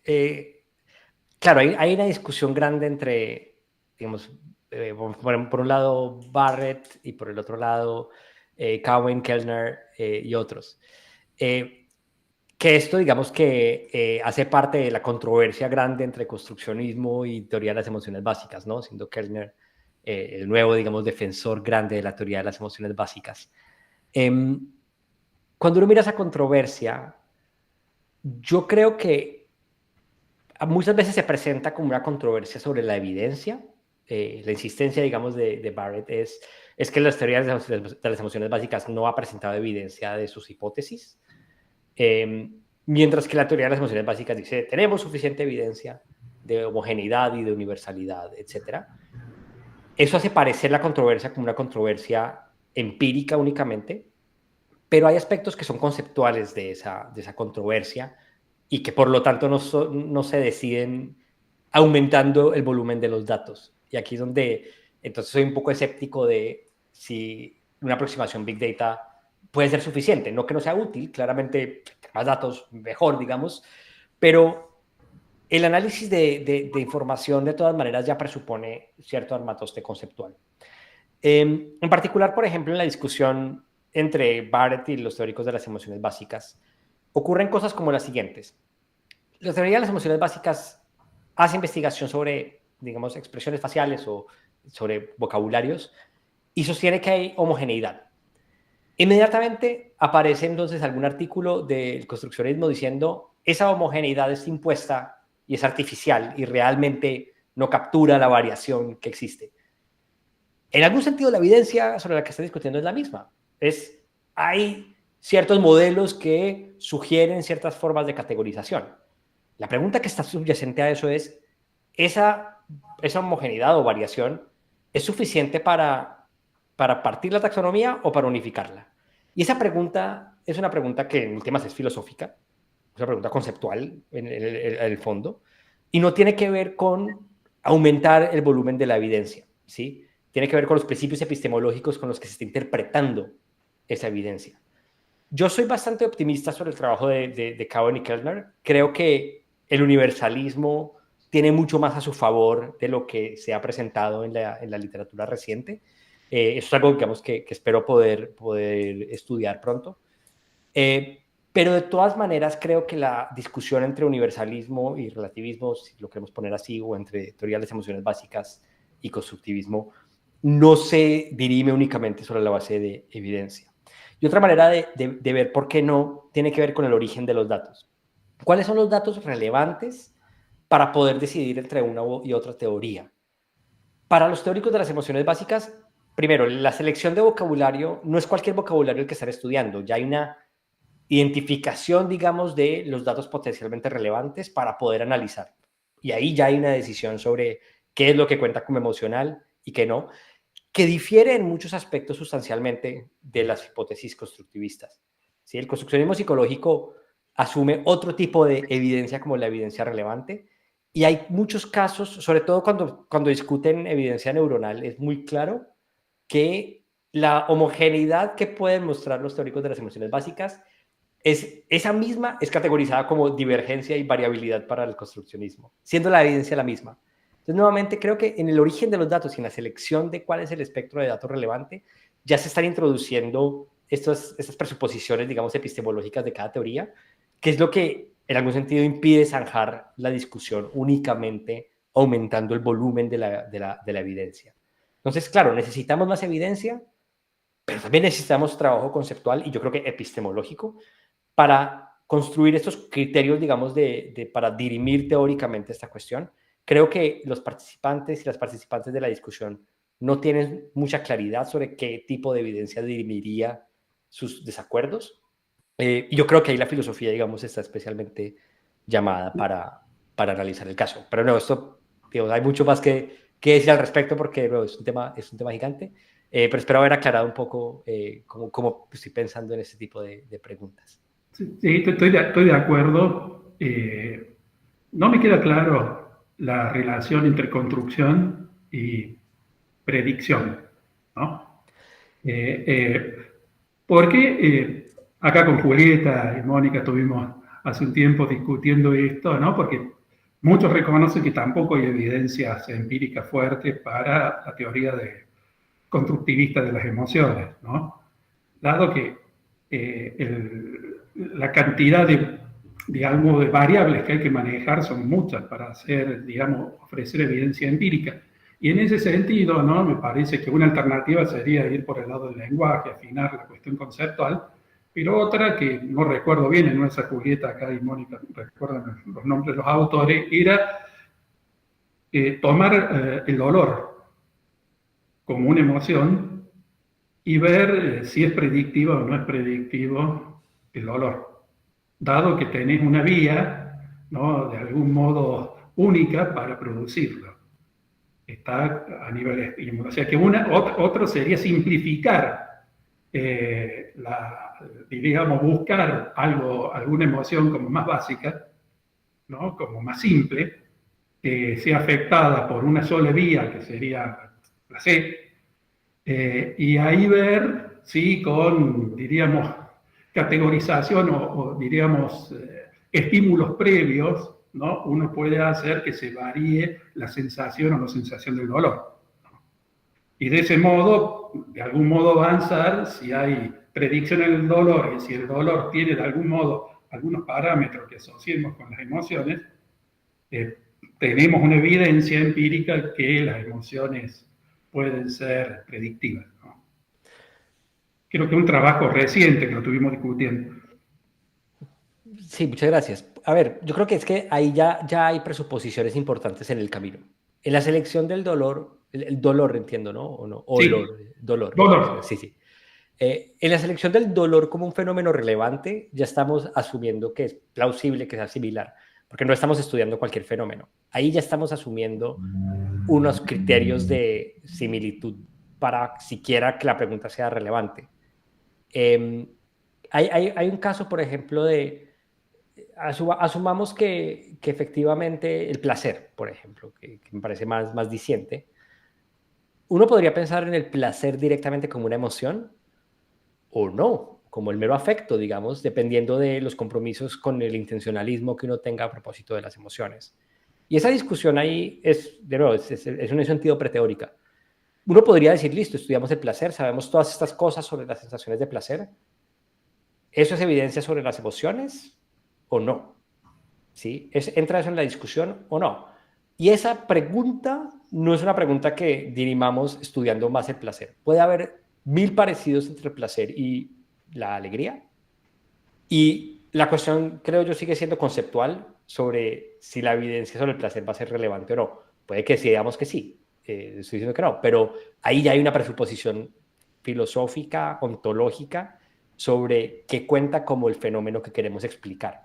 Y esa presuposición solo podemos, digamos, darle sentido si aceptamos que hay presuposiciones preteóricas aquí en juego, que no es simplemente el postulado teórico el que está aplicándose, sino que hay creencias, digamos, que estamos introduciendo porque nos parece natural pensar que el placer es similar al dolor y que eso está jugando un rol importante en la selección de hipótesis y el planteamiento de las preguntas a propósito de la ciencia de la emoción. ¿Me hizo claro un poco esa cuestión? Dijo, ¿qué otra pregunta? Muy bien, le doy ahora la palabra a Gerardo. Hola, muy buenas tardes, primeramente. Hablando sobre, no sé cómo explicarlo, cuando su merced menciona en cierta medida sobre una crisis teórica, yo parándome un poquito de la psicología cognitiva me lleva a preguntarme entonces, ¿las emociones son construcciones cognitivas dependientes del contexto? Y en esa medida también me pregunto, ¿cómo podría uno articular los hallazgos desde una propuesta más, no sé, ontológica, funcionalista, el papel de las emociones sobre procesos más relacionados con la memoria, con la atención o incluso con la identidad, por ejemplo? Y por último, la última pregunta sería más bien en ese sentido preguntarme también cómo evitar entonces, en esa medida, reducir a las emociones en categorías lingüísticas y más bien integrarlas en unos modelos más, ¿cómo decirlo?, dinámicos de interacción entre cuerpo, mente. Más o menos en ese sentido es mi inquietud. No sé si entendí o no entendí muy bien al final de todo. Gracias. Bien, Gerardo, muchísimas gracias. No, muy interesante, muy buena la pregunta. De pronto, creo que lo que conviene es aclarar un poco entonces el compromiso funcionalista, por un lado, y por otro, el rol que juega la variación lingüística en toda esta investigación. Pensemos en el funcionalismo en general, en términos muy básicos, como la tesis según la cual un estado mental no se identifica mirando identidades con patrones a nivel neuronal o fisiológico, sino que, digamos, que ocurre, se identifica en algún grado de abstracción. Aquí podemos discutir sobre si es necesario que esa abstracción sea relacionando patrones causales, hay, digamos, o incluso computacionales. Habría distintas maneras de entender la abstracción que hacemos sobre patrones concretos implementados en el cuerpo y patrones más generales. Aquí conviene pensar en analogías. Entonces pensemos en una categoría que me gusta mucho de la física, que es la categoría de máquina. Pensemos en una palanca. Una palanca es una máquina que transmite una fuerza de un lado a otro con, digamos, determinado comportamiento físico. Pero una palanca puede estar hecha de muchas cosas. Lo que importa de la palanca no es de qué esté hecha, sino que es un objeto que pueda transferir una fuerza de determinada manera. Entonces, lo que importa es lo que nos permite hacer o cómo conecta, digamos, una fuerza de un lado con una fuerza del otro. ¿Sí? Lo que importa es la relación completa que hay entre un evento, un fenómeno, con otro. Bajo esa analogía, entonces, podemos pensar en las emociones como patrones de ese estilo, donde tenemos inputs, por ejemplo, perceptuales, el ejemplo básico de ver una serpiente. Hay una serie de estados mentales, digamos, internos de procesamiento de ese tipo de estímulos que producen luego una cantidad de reacciones conductuales, neuronales, fisiológicas. La pregunta es si esas reacciones neuronales, fisiológicas y conductuales tienen que ser todas súper homogéneas para que haya una categoría de emoción. El funcionalismo lo que sugiere es, no, puede haber cierta variabilidad, cierta realizabilidad múltiple, pero de todas maneras podemos describir un patrón con cierto grado de abstracción. En ese sentido, entonces, es una tesis ontológica muy amigable para una psicología cognitiva. Esto permite también, entonces, dar cuenta de relaciones que hay entre esos estados, digamos, cuando hablamos de esos estados mentales internos y de los outputs que pueden ser a veces conductuales, los outputs también podrían ser otros estados representacionales o no representacionales. Por ejemplo, podría relacionarse con efectos en memoria, no hay ningún problema con eso. Pensemos, por ejemplo, en la nostalgia. La nostalgia es una emoción que intrínsecamente tiene una relación muy fuerte con la memoria, ¿no? Yo tengo nostalgia sobre cosas que recuerdo, no puedo tener nostalgia sobre lo que me imaginé. Entonces, el funcionalismo, digamos que es una ontología que permite relacionar distintos estados mentales con otros. No hay, digamos, un problema ontológico con eso. Pero es una cuestión empírica, entonces, ¿cuáles son las relaciones que efectivamente ocurren? El ejemplo que acabo de poner de la nostalgia, hay un sentido en que sabemos empíricamente que la nostalgia se relaciona con la memoria. En un sentido, podría ser por definición, ahí podemos tener un debate. Pero mi propuesta es un funcionalismo de corte más empírico. No sé si eso... bueno, y eso también, por supuesto, puede estar relacionado con aspectos contextuales, porque tenemos el contexto igual hace parte de toda la ecuación, de todo el patrón funcional, diría uno, que puede identificar una emoción.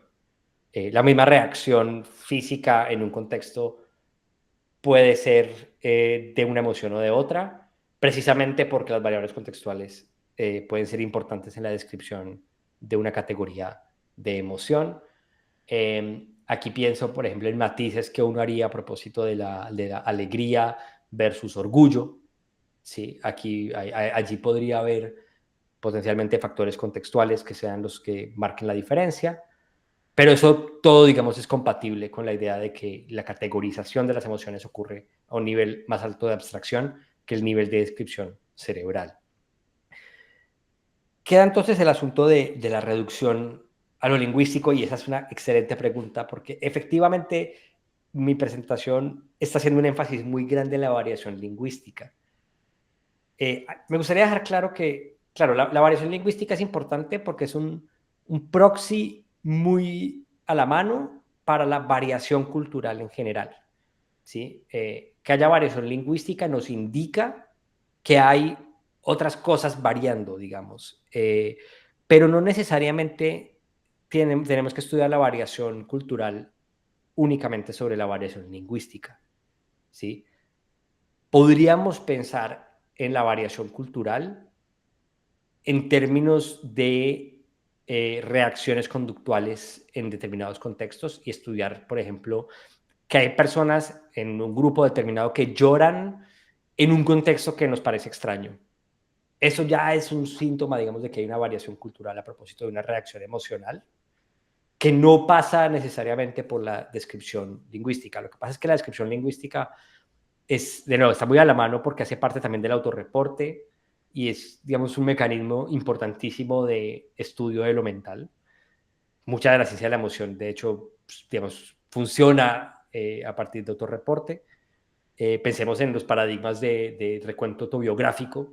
Recuerde algo triste y entonces va a sentir tristeza. La pregunta es, bueno, recuerdo algo triste, ¿ya se siente triste? Entonces, usamos, digamos, el lenguaje constantemente como método de estudio para el caso de emociones. Entonces, claro, eso sugiere que el lenguaje es importantísimo, pero no me quiero comprometer con que sea la única manera de estudiar la variación cultural, y es importantísimo entonces llamar la atención sobre ese problema. Efectivamente, he estado haciendo un énfasis quizás exagerado sobre la variación lingüística, aunque esté justificado, sigue siendo exagerado. Ok, muchas gracias. Estupendo. Ahora le doy la palabra a Anael. Hola, profe. Primero que nada, me gustó mucho su presentación. Yo no había escuchado nada acerca de filosofía de las emociones. Me parece muy interesante. Tanto porque me interesaría saber qué es la ira y qué es la vergüenza, como digamos, las discusiones aledañas. Es muy interesante, como las herramientas filosóficas que uno tiene que ocupar para entender estos temas. Tengo una duda con respecto a su exposición. Como que entiendo la defensa política del estudio de las emociones, parece muy bien construida y pertinente, pero me cuesta entender, dado su marco, por qué es necesario. A lo que me refiero es que, y bueno, quizás hubo algo que no entendí, por ahí entré un poco tarde en la presentación. Claro, usted dijo que debemos entender, utilizar el lenguaje vernáculo como una herramienta para poder acceder a ciertas clases naturales que están detrás, ¿no? En su esquema de... Entonces, claro, o bien por un lado, existen clases naturales a las cuales su sistema solamente está diciendo como, ok, no soy más que un científico que su idioma nativo es el español y voy a ocupar las herramientas del español para acceder a aquellas clases naturales que están detrás. No veo una necesidad de justificación política en eso. Y por el otro lado, si lo que yo quiero hacer es explicar el concepto de vergüenza, que era algo que también usted rescataba y decía como, claro, tenemos que hablar acerca de... Entonces, lo que yo quiero explicar, el explanandum, es la vergüenza como la referimos la gente que habla español. Y no sé si necesito una justificación política en ese proyecto, no sé si hay algo cercano a un imperialismo en alguno de los dos casos. O mi explanandum es un hecho cultural específico, la palabra vergüenza y cómo se utilizamos, o existen clases naturales por detrás y yo estoy ocupando conceptos como cualquier otro. Entonces, como que me cuesta, como que hay algo que no estoy viendo. Bien, Benjamín, muchísimas gracias. En efecto, creo que tiene que ver con parte de la primera parte de la presentación, pero no está de más volverlo a presentar, y igual puedo agregar un poco más de detalle sobre el tema. Lo primero es aceptar que no hay correspondencias entre vocabularios vernáculos y clases naturales. Claro. Ese es un primer paso que es fundamental. Si uno compara, digamos, si uno quiere establecer los referentes, bueno, los mecanismos incluidos en una categoría como ira, son muchos, hay mucha variación. La pregunta es, ¿esa variación es suficiente para quebrar la taxonomía o construimos igual un concepto, digamos, abstracto que capture toda esa variabilidad en términos de realizabilidad múltiple? Yo soy partidario de lo segundo. Yo creo que podríamos construir conceptos funcionales que admitan realizabilidad múltiple, pero que den cuenta de la unidad de lo que llamamos ira. ¿Sí? Entonces, esto implica que tenemos primero que fijar los fenómenos a los que referimos con la palabra ira, luego ir a meter gente en el resonador y mirar cuántos mecanismos encontramos subyacentes a ese fenómeno. Eso ya presupone que estamos acuñando ira como el explanandum, ¿sí? Y ahí es donde entonces está la pregunta. Bueno, ¿realmente tenemos una sola manera de conceptos como ira? ¿O hay muchos? Entonces, pensemos en el caso de la vergüenza.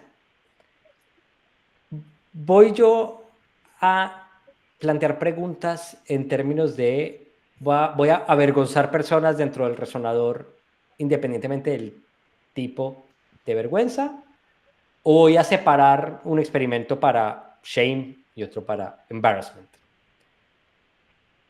Ese tipo de decisiones ya muestran, digamos, que hay una suposición conceptual de base. ¿Cuál es el vocabulario que yo asumo como el básico? Decía ahorita, vergüenza es un hecho cultural. Bueno, ¿miedo no es un hecho cultural?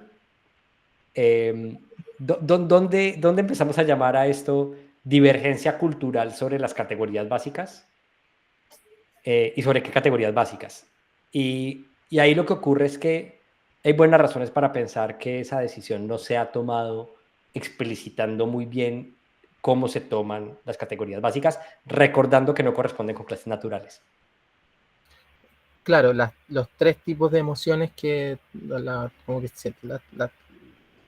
ahí esa parte alcancé a llegar. Bien, entonces el punto viene a ser, incluso si yo encontrara correspondencias, pensemos en que yo encuentro un mecanismo para vergüenza. ¿Sí? Supongamos que está súper localizada la vergüenza. ¿Significa eso que vergüenza es una emoción o que hay dos emociones, shame y embarrassment, que comparten el mismo mecanismo? ¿Sí? Note esas dos hipótesis.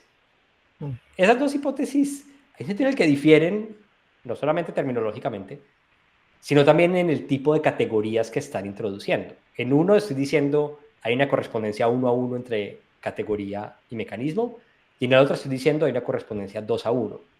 Entonces hay unas decisiones ontológicas que se están tomando sobre cómo estamos dividiendo las emociones y determinando qué emociones hay, que está asumiendo un lenguaje como base. ¿Sí? Claro, pero ese riesgo podemos saltarlo si digo, yo quiero explicar lo que sea que la hablante del español llamen vergüenza. Si eso coincide con el estudio del científico gringo que está estudiando shame, bien, o que está estudiando embarrassment, pero podemos, estoy como siendo demasiado relativista al respecto. ¿Cómo determina que estamos refiriendo a lo mismo? O sea, ¿cuáles serían las condiciones bajo las cuales el gringo estudiando shame y vergüenza es lo mismo? Se observa un mecanismo similar. En la resonancia sale algo parecido. Pero recuerde la variación que tenemos a nivel neuronal y fisiológico. O sea, como una presuposición empírica. Un fenómeno difuso de por sí. Digamos. Claro, pero entonces recuerde, si hay suficiente variabilidad a nivel neurofisiológico, la decisión ahí se vuelve conceptual. Claro. Y si tenemos, si ya sabemos que es un fenómeno difuso de por sí, eso no implica como esta ontología difusa, no lleva, como no implica de por sí que cualquier concepto, que podemos conceptualizarlo de muchas maneras y que... Sí, pero hay que decidir alguna, porque necesitamos un diálogo intercultural para poder hacer ciencia. O sea, la ciencia va a aspirar a que haya una teoría. O sea, entiendo la cuestión. Uno podría decir, bueno, hay teoría de las emociones en español y teoría de las emociones en inglés. Claro. Entonces, ¿en qué sentido son ambas teorías de las emociones? Claro, hablan de los mismos mecanismos, parece. Claro, pero ahí tengo que tomar decisiones conceptuales importantes. Claro. Y ahí es donde hay que ser sensibles a quién está tomando la decisión y cómo. Claro, ya sí, entiendo. Ahí es donde la cuestión política es súper importante. Es más, sí, pues, claro. Sobre todo, claro, no sé, porque hay que financiar alguna de esas dos ciencias y la cuestión queda clara. Aquí se introducen muchas variables institucionales, por supuesto. Claro. Y de nuevo, y acá tengamos presente un hecho fundamental de la producción científica mundial, y es que está concentrada en el inglés. ¿Sí? O sea, eso me parece un hecho que hay que reconocer de base y que va a introducir ya una ontología muy particular como la ontología dominante. Claro. Sí, lo entiendo, me queda muy claro. Por ejemplo. Perfecto. Le doy ahora la palabra a Juan Diego Morales. Hola a todos, Juan y demás. No sé si me escuchan bien, qué pena, estoy en un ambiente que no es tan amable para... Ok, gracias. Mi pregunta va relacionado con el hecho o la idea de que estés haciendo, o que la literatura en general, me imagino que la filosofía en general, que tú trabajas, estás haciendo una distinción eh, fuerte para mí entre clases naturales y clases sociales. Cuando, cuando uno podría pensar, al menos esa es la forma en la que me gusta como pensar a veces, que las clases sociales también pueden ser entendidas como clases naturales. Obviamente, somos entidades naturales, biológicamente hablando, psicológicamente hablando. Uno podría decir las categorías psicológicas también son categorías biológicas especiales, ¿sí? Son un subconjunto específico de categorías no reducibles. Como sabes tú y muchos, soy de corte emergentista, no reducibles a las categorías neurológicas, pero por ellas mismas pueden ser categorías científicas, naturales, las psicológicas, y también uno podría agregar, bueno, y las sociales, y esas divergencias o esas diferencias sociales también podrían entenderse en ese mismo sentido. ¿Qué entender entonces por categoría, por clase natural? ¿Y por qué hablar de clase natural solamente cuando hablamos de neurología o biología o ese tipo de nivel de descripción y análisis? Esa sería como mi comentario, pregunta, a ver qué piensas tú. Excelente, Juan Diego. Muchas gracias y un placer escucharte. Efectivamente pones el énfasis en un punto que es muy fundamental en esta discusión y sobre el cual me tomé la libertad de usar el término clase natural. Entonces hablemos de clases naturales. En sentido estricto, a ver, la literatura en emociones asume un concepto de clase natural, asume dos conceptos. Hay gente que asume, que analiza clase natural a lo Richard Boyd, clústeres homeostáticos de propiedades con algún mecanismo subyacente que las produce, o en el corte más esencialista que le atribuyen a Kripke y Putnam. La literatura a veces no es homogénea sobre eso. Acá recordemos que esta discusión, si bien se plantea en términos de clases naturales, no necesariamente se da con todas las distinciones que uno puede hacer y los análisis que uno puede hacer sobre el concepto de clase natural en filosofía de la ciencia. Así que la literatura es bastante, digamos, diversa en el concepto asumido de clase natural. Yo creo que eso es un problema que impide zanjar muchas de estas discusiones. Entonces, habría que ofrecer un concepto de clase natural. Yo personalmente, yo comencé, digamos, por ahí y mi doctorado es precisamente sobre esa pregunta. Y yo personalmente soy muy pragmatista sobre qué es lo que hacen las clases naturales. De hecho, soy muy amante aquí de Goodman en su análisis de las clases naturales. ¿Qué es lo que está en juego cuando uno hace referencia a clases naturales? Lo que está en juego, creo yo, es apelar a algo que nos permita hacer inducción. ¿Sí? Tiene que haber, estamos apelando a lo que justifica inferencias inductivas. Puede ser que lo que justifique las inferencias inductivas sea la presencia de una propiedad en común que podamos llamar la esencia, o puede ser la presencia de un mecanismo que produzca homeostasis, o podría ser otras cosas. Puede haber distintas maneras de justificar inferencias inductivas y en ese sentido varias formas de construir, comillas, clases naturales. Por esa razón yo creo que el concepto de clase natural habría que... Yo soy eliminativista en algún sentido.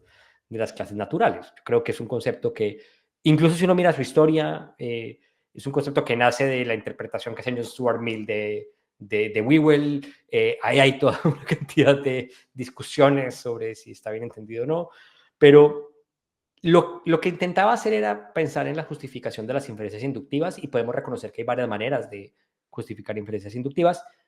De nuevo, una de ellas podrían ser propiedades a nivel, digamos, entendidas como esencias, pero puede haber otras.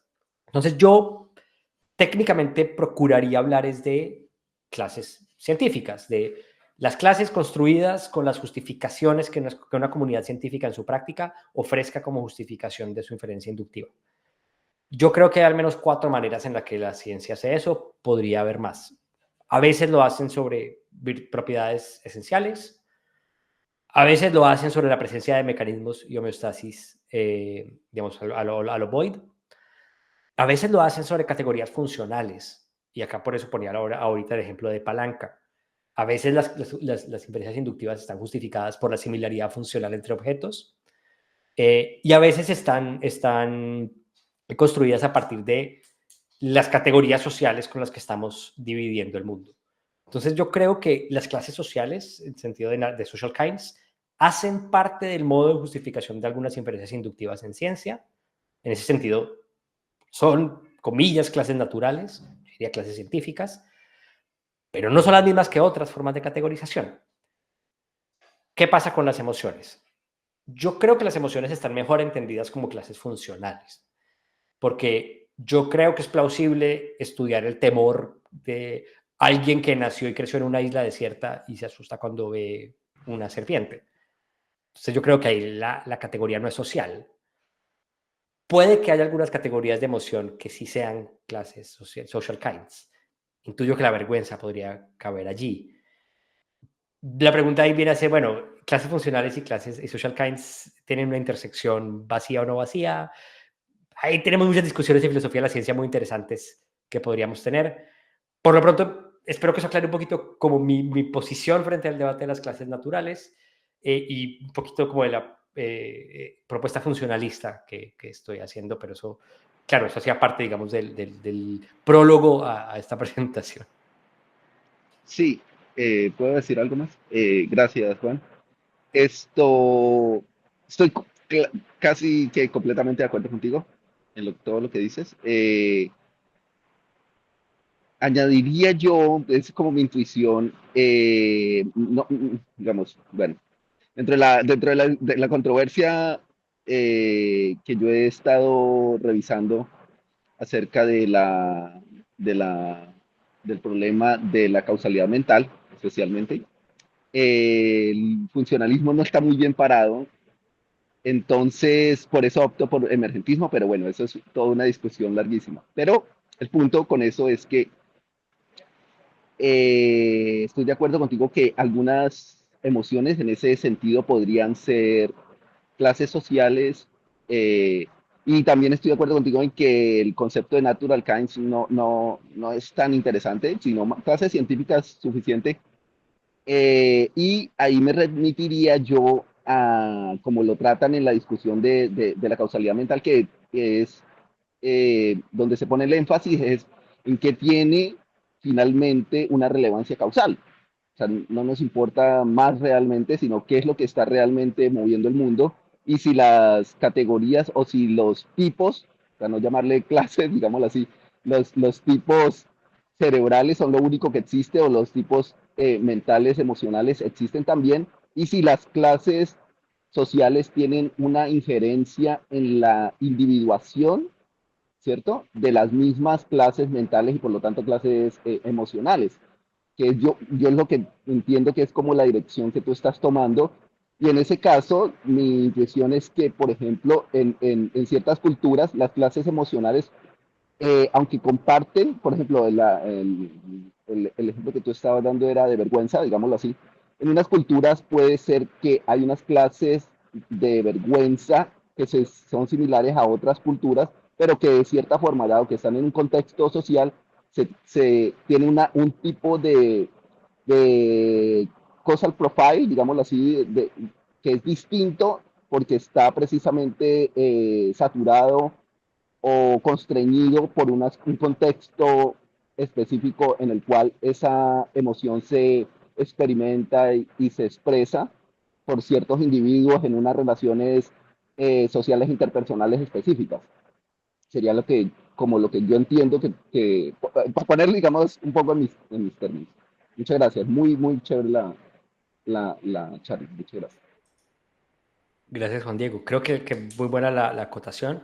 Yo es que soy más del corte epistemología primero, no, más filósofo de la ciencia que metafísico, pero creo que los apuntes que haces permiten una traducción muy interesante de esos debates a los debates en metafísica, que por supuesto tú eres más experto. Creo que puede haber una discusión muy interesante. Muchas gracias por las sugerencias. Bueno, y aprovecho la oportunidad para hacer una pregunta. Primero querría mencionar que yo entré a esta charla pensando que iba a escuchar una charla de filosofía de las emociones, pero en buena medida me encontré con una charla de filosofía del lenguaje en muchos respectos, ¿no? Hay muchos elementos aquí de asuntos de filosofía del lenguaje. Y concretamente, algo en lo que estuve pensando mientras escuchaba a Juan es en el universalismo. En el transcurso de la charla, tú dijiste cosas que parecían revelar una actitud crítica hacia el universalismo. Por ejemplo, cuando citaste a Quine, un poco expresando, aunque sé que la reflexión era metodológica en ese contexto, pero expresando una suerte de escepticismo acerca de la idea de que hay universales lingüísticos. Por otra parte, hiciste mucho énfasis en la variabilidad léxica de los términos que refieren a emociones, pero luego en la conversación posterior, de cierto modo te echaste para atrás en algunos momentos, diciendo cosas como que tal vez exageraste ese énfasis en la variabilidad. Incluso dijiste que tiene cierta simpatía con el universalismo acerca de las emociones, la teoría básica de las emociones, a pesar de esas observaciones metodológicas importantes que hiciste acerca de que la cuestión no es puramente empírica, sino que también hay una dimensión conceptual. Entonces, en ese contexto, yo quisiera sugerirte que en realidad la idea de que hay universales, ya sea emociones universales o incluso universales léxicos para describir emociones, eso es una idea que creo que sería muy valiosa para que adoptar, porque te ayudaría a reforzar tu posición y hacerla incluso más consistente. Entonces, para ilustrar eso, no sé si tú pudieras compartirnos tus conclusiones, la diapositiva de conclusiones. Si no, yo la estoy mirando aquí porque le hice una foto. La primera de ellas era que dices tú que la ciencia de la emoción debe estar anclada en conceptos cotidianos de emoción, y ese pues es el recurso que tú tienes para alejarte del eliminativismo que caracterizaste al inicio. Bien, démoslo por sentado. Demos también por sentado la segunda. Es central considerar la variación cultural del vocabulario cotidiano de la emoción. Muy bien. Ahora, el que uno acepte que hay variación cultural, en general variación de cualquier tipo en dominios cognitivos, no necesariamente implica que no haya universalidad.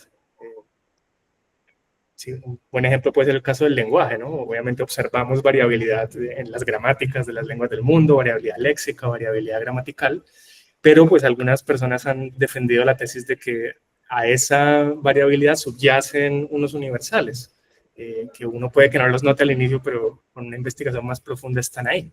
Entonces, en este caso del vocabulario léxico que usamos para describir emociones, habría como dos escenarios. Un escenario en el que solo hay variabilidad, así como y ya, y no hay nada universal que subyace, o quizá hay algunos universales léxicos que uno investigando con suficiente cuidado podría terminar encontrando. Lo que quiero subrayar es lo siguiente: si el escenario que realmente se da es aquel en el que solo hay variabilidad y no hay ningún tipo de universal léxico para describir las emociones, entonces tú estás atrapado en una posición que al final va a implicar que vas a tener que adoptar ese tipo de imposición cultural que tú mencionaste y que pues tú ves con preocupación y que ves como algo malo, porque al final si entonces debemos anclarnos a los conceptos cotidianos de emoción, tendrán que ser los de alguna lengua en particular. Y si no hay universales lingüísticos, entonces te vas a tener que apoyar en unos que son peculiares, parroquiales de alguna lengua o grupo de lenguas particular. Y entonces no vas a poder evitar la imposición cultural.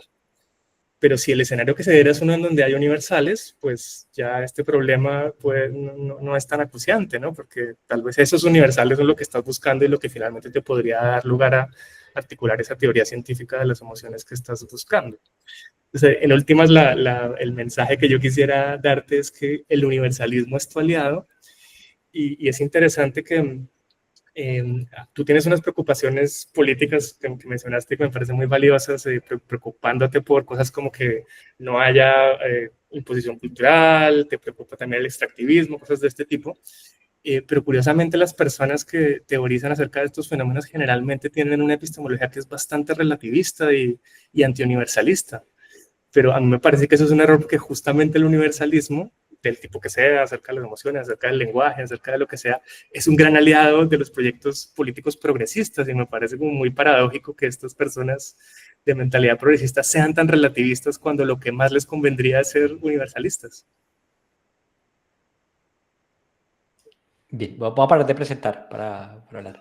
David, no, yo creo que tú, o sea, me invito a un par de aclaraciones, pero creo que capturaste el problema precisamente con toda la complejidad que tiene, ¿no? Como la tensión filosófica que hay acá es precisamente la que acabas de describir. A ver, primero quiero aclarar que yo no, o sea, soy escéptico de los universales lingüísticos. Sí, pongámoslo de base, ¿listo? No ofrecí el argumento de por qué. Yo creo que acá vale la pena discutir en detalle el trabajo de Wierzbicka, que es la que aplica universales lingüísticos a las emociones. La idea de que hay universales lingüísticos, claro, es un aliado. Si funciona, resuelve esto. ¿En qué sentido creo que no funciona? Yo creo que eso resuelve un problema semántico, pero no epistemológico. Porque al final del día, supongamos que yo tengo mi vocabulario minimalista universal, como el que ella propone, el NSM, ¿no? El Natural Semantic Metalanguage, y yo formulo una descripción como la que ella hace de Grust, Pechal, Sadness. Esas descripciones, de todas maneras, son hipótesis, ¿sí? Y entonces yo tengo que tener una epistemología para saber qué evidencia apoya o no una hipótesis. Entonces, igual me enfrento a un problema epistemológico de cómo saber que la traducción es correcta. ¿Sí? Entonces, el problema, o sea, Wierzbicka ofrece la semántica, pero no la epistemología. Nos dice, mire, cuando usted logra una traducción, la expresa así. Pero en ese lenguaje puedo formular miles de hipótesis y no tengo la epistemología que me permite dirimirlas. Por eso creo que el universalismo lingüística no me soluciona el problema. Pero entiendo, o sea, y me encanta la propuesta, ¿no? Por eso pues la he estudiado y me gustaría estudiarla y discutirla más a futuro, digamos. Eso es parte del proyecto. Quiero estudiar a fondo esta propuesta, a ver si digamos, hay una epistemología allí que me esté perdiendo. Ahora, aceptando provisionalmente eso, que el problema aquí no es solo semántico, sino epistemológico de cómo saber cuándo una traducción es la correcta, tenemos el problema de todas maneras de nuevo, aquí apelando a Quine, o sea, toda investigación asume ya un universalismo, ¿sí? Yo no, en eso no soy escéptico del universalismo en ese sentido. O sea, yo creo que hay que aceptarlo, ¿sí? Que tiene que haber imposición cultural, tiene que haberla.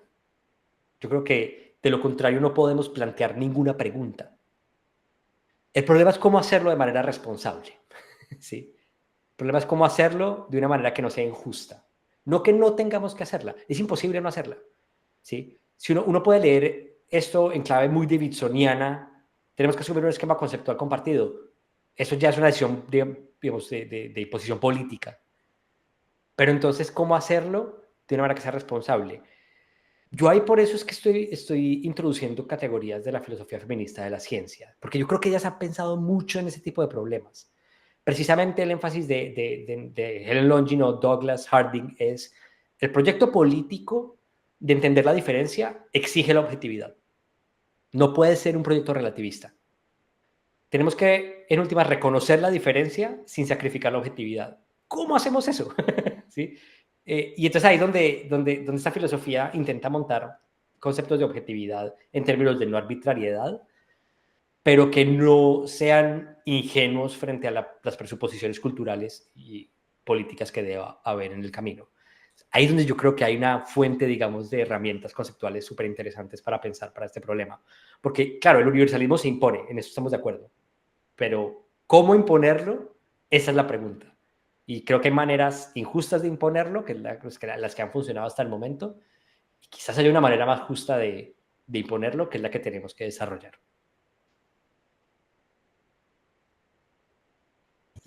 Estupendo, la verdad es que da esto para un largo debate, ¿no? Que habrá que tener en alguna ocasión, pero sí son asuntos muy profundos, complejos. Bien, si no hay más... Pues yo quisiera hacer una pregunta final que creo que está un poco relacionada con lo que hablabas con Benjamin y con lo que dice David. Esto último que decías sobre cómo imponer, cómo asumir como una suerte de universalismo de manera justa, ¿no tendría que ver con la perspectiva desde la que se hace el estudio? O sea, tú hablabas, por ejemplo, del caso de estas dos maneras de traducir tristeza, la gringa, digamos, y la rusa. Al final, no va a ser el tipo de estudio que se realice el que indique cuál será como la base objetiva que se va a determinar. O, por ejemplo, cuando tenemos un mecanismo para la vergüenza, determinar si ese mecanismo es para la vergüenza o es para shame y embarrassment, no va a ser dirimida esa pregunta en relación con el tipo de estudio que se esté realizando, con la perspectiva desde la que se esté haciendo el estudio. Y en ese sentido, digamos, no es eso, la perspectiva o el lugar desde el que se hace el estudio, la manera de resolver los problemas, digamos, de injusticia que pudieran presentarse. Estoy pensando también como me imagino que desde las posturas feministas ocurre algo relativamente similar, ¿no? Como lo que están pidiendo es que se reconozcan otras perspectivas desde las que se puede estudiar un mismo fenómeno o cosas como esta. Bueno, no, sí, esa es mi duda. Y claro, siento que no la hago completa porque entiendo que la idea es crear una teoría científica de las emociones que pueda aplicarse como universalmente, y entonces el problema estaría ahí. Pero si la misma teoría, digamos, científica tiene como uno de esos patrones o como uno de esos principios asumir o tener presente la perspectiva y los intereses desde los que se está haciendo el estudio, podría resolver ese asunto, ¿no? Sí, precisamente, ese es el punto. Entender las presuposiciones de trasfondo como una perspectiva. Por eso hay bueno, punto de vista, es la categoría que introduzco aquí de Sandra Harding, que es como la que tengo en mente. ¿Sí? Entender la diferencia como divergencia de puntos de vista. Lo que pasa es que eso hay que analizarlo con cuidado. O sea, decir, listo, es la perspectiva y ya. Bueno, pero es que las perspectivas están en una situación social de privilegio y de opresión. Entonces, claro, si uno simplemente dice la perspectiva y ya, hay que tener mecanismos de balanceo, digamos, de asimetrías que ocurren entre distintas perspectivas a nivel político-económico, pero también epistémico. La teoría del punto de vista, digamos, de Harding, Haraway, es bien interesante porque tienen unas tesis que yo creo que hay que pensar aplicar acá. Todavía no sé, digamos, ese es el proyecto en el que me estoy embarcando, porque parte de las tesis que tienen son cosas como la siguiente. La relación de opresión involucra una relación asimétrica epistémicamente, en donde la persona en situación de opresión hay un sentido en el que tiene mejores mecanismos para conocer por sus propias necesidades sociales y políticas en las que se instala. Entonces, eso podría introducir consecuencias epistémicas que sean científicamente relevantes. Ellas, digamos, todo el análisis que se hace en esa literatura es precisamente mostrar cómo esa asimetría política genera asimetrías epistémicas que afectan la ciencia. Y yo creo que hacer un análisis de la ciencia de la emoción con esas herramientas puede arrojar muchas luces sobre hacia dónde tenemos que girar para precisamente estudiar estas perspectivas y formular formas de universalismo más responsables y epistémicamente mejores. O sea, aquí el punto también es no solamente una ciencia más justa, claro que nos interesa hacer una ciencia socialmente más justa, pero también epistémicamente mejor. ¿Sí? Entonces acá tenemos que estudiar las consecuencias epistemológicas que tienen estas asimetrías. Súper. Sí, entiendo. Muchas gracias. Bueno, infortunadamente se nos acabó el tiempo. Muchas gracias, Juan Raúl, por habernos dedicado este rato. Gracias a todas las personas que se conectaron. Y nos veremos entonces en la próxima charla de ciclo, que estará a cargo del profesor Alejandro Rosas de la Universidad Nacional de Colombia. Esperamos ver a muchos de ustedes en esa conferencia. Gracias de nuevo, Juan, y hasta la próxima. Gracias, David y José. Un placer a todos que vinieron y espero poder charlar más de estos temas en el futuro. Muchas gracias, Juan. Los que no están inscritos en nuestro canal se pueden inscribir para que se enteren también o escribirnos si quieren que los incluyamos en la lista para invitarlos. Que estén muy bien. Muchas gracias, Juan. Increíble tu charla.